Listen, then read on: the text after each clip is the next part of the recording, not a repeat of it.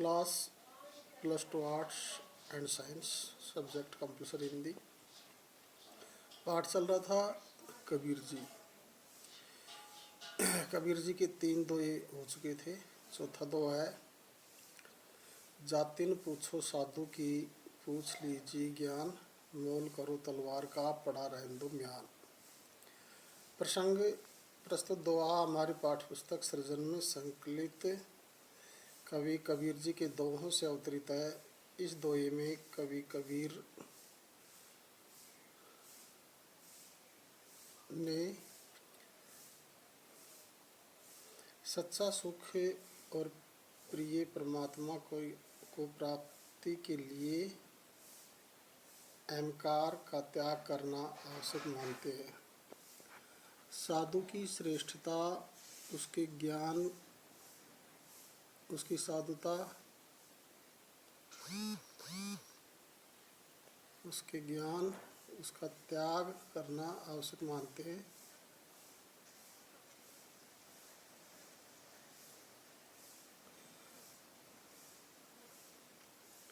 उसके ज्ञान से है।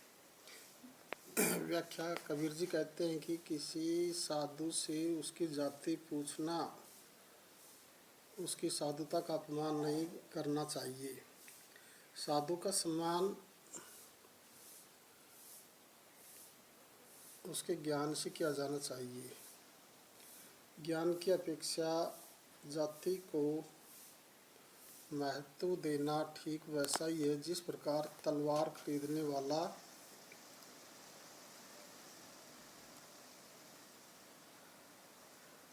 म्यान के रंग रूप को देखकर उसकी कीमत लगाए।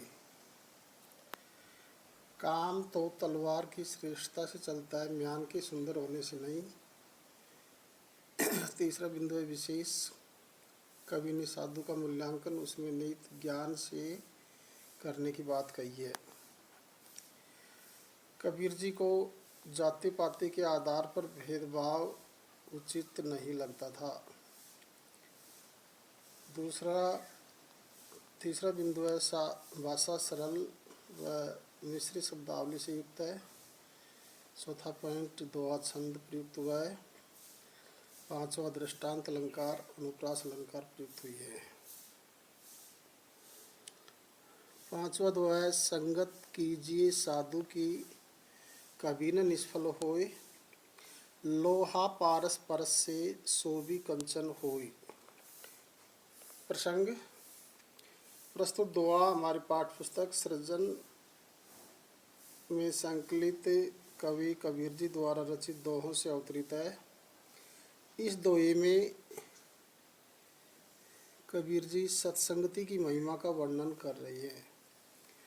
व्याख्या कबीर जी कहते हैं कि मनुष्य को सदा अच्छे व्यक्तियों की संगति करनी चाहिए। साधु की संगति कभी बेकार नहीं होती।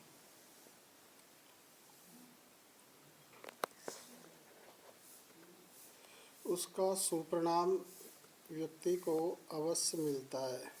जैसे उदाहरण दिया, लोहा काला व कुरूप होता है, परंतु पारस के छूने से ही वह सोने में बदल जाता है। ये सत्संगति का ही प्रभाव होता है।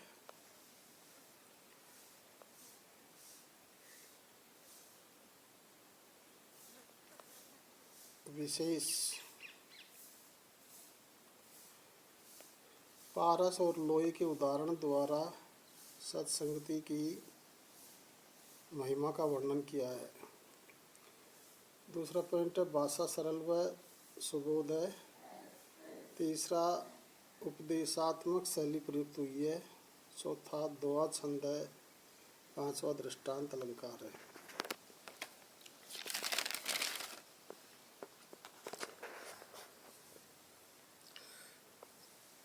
छठा दोहा है, मारिए आशा सांपनी, जिन डसिया संसार, ताको औषध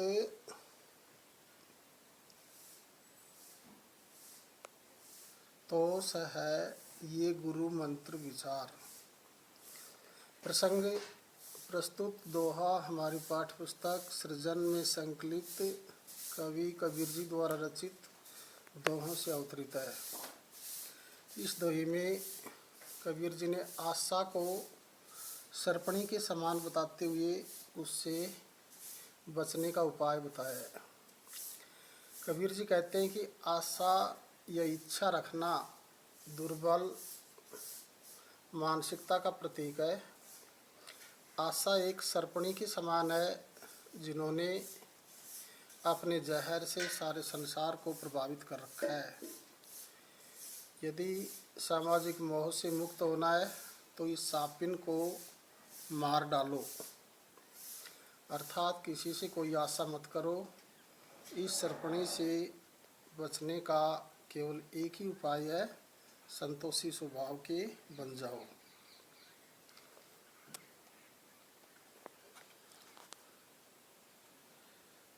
विशेष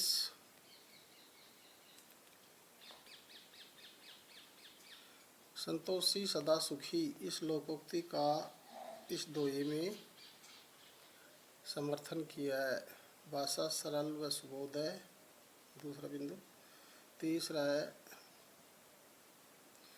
आसान आशा सापनी में रूपक अलंकार प्रयुक्त हुआ है।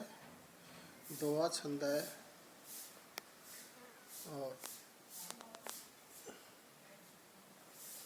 सातवां पद है दोहा।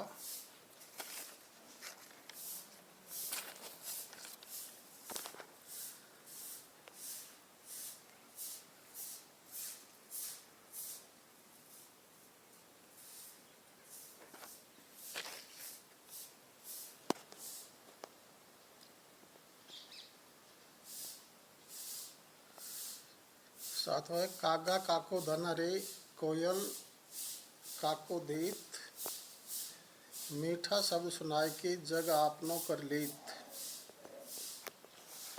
प्रसंग प्रस्तुत दोहा हमारी पाठ्य पुस्तक सृजन में संकलित कवि कबीर जी के दोहों से अवतरित है। इस दोहे में कबीर जी ने मधुर वाणी की महत्ता का प्रतिपादन किया है। व्याख्या। कबीर जी कहते हैं कि लोग कोयल की आवाज़ को पसंद करते हैं तथा कौवा की आवाज़ से नफरत करते हैं। इसका क्या कारण है?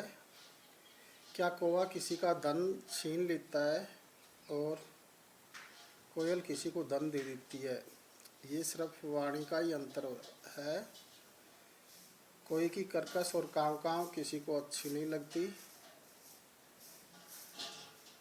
परंतु कोयल की मधुर वाणी सारे संसार को अच्छी लगती है।